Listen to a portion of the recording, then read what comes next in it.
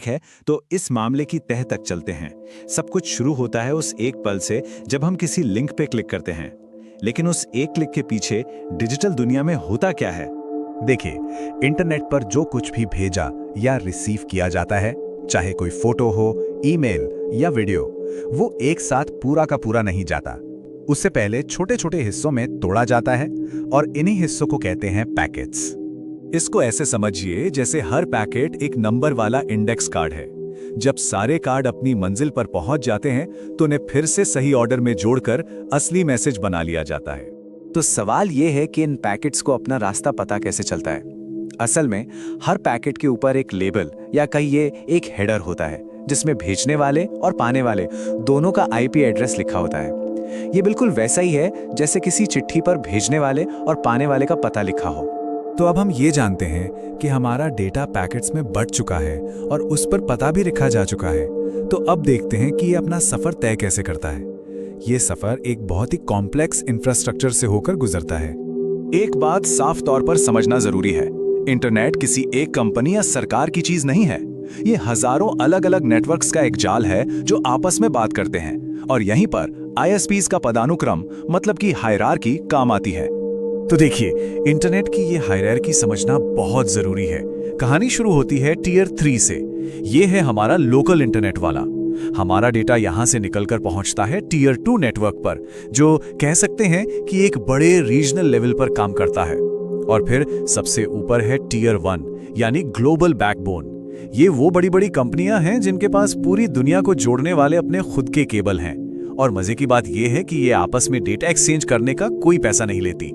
और यही global backbone हमें इस सफर के सबसे चौंकाने वाले हिस्से तक ले आता है, वो फिजिकल इंफ्रास्ट्रक्चर जो हमारे डेटा को समुंदर के पार ले जाता है। और ये जानकर हैरानी होगी कि समंदर के नीचे केबल बिछाने का ये जो काम है, ये कोई नई बात नहीं है। ये 170 साल से भी ज्यादा पुराना है।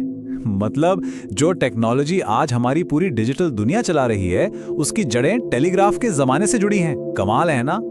और हाँ, ये कोई आसान काम बिल्कुल नहीं है। इन बेहद जरूरी केबल्स को नुकसान से बचाने के लिए समुद्र के तल में दफनाने की ये एक बहुत ही जटिल इंडस्ट्रियल प्रोसेस है। और ये बात कितनी शानदार है कि जिसे हम क्लाउड कहते हैं, वो असल में समंदर की गहराइयों में दबे केबल्स का एक बहुत बड़ा नेटवर्क है।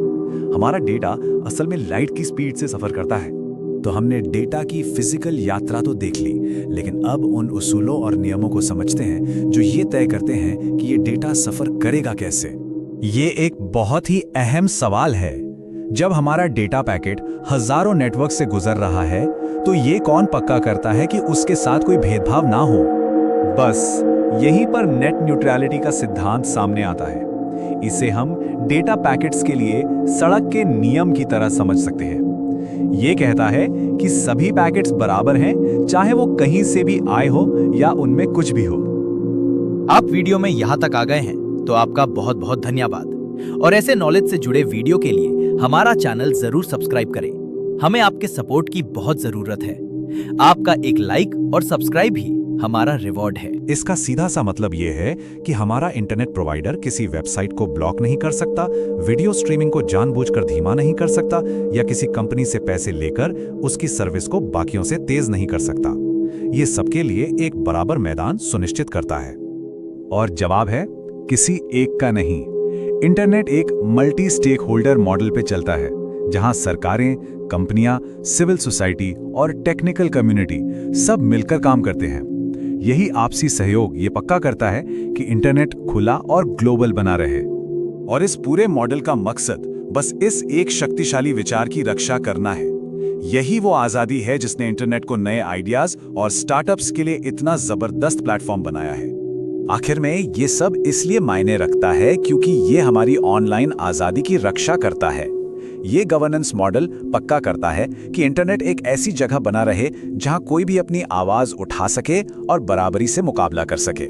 लेकिन कहानी यही खत्म नहीं होती। आज बड़ी बड़ी टेक कंपनियां अपनी खुद की सबमरीन केबल बिछाकर एक नया टीयर 0 बना रही हैं। और ये हमें एक बहुत ही अहम सवाल पर लाके छोड़ देता है। जब इंटरनेट में पावर का बैलेंस बदल रहा है, तो आने वाले कल में इसके नियम कौन लिखेगा? कुछ पूछना हो या कोई टॉपिक जानना चाहते हो तो कमेंट सेक्शन में कमेंट करें, आपको आंसर जरूर मिलेगा। धन्यवाद। लाइक एंड सब्सक्राइब करना ना भूलें।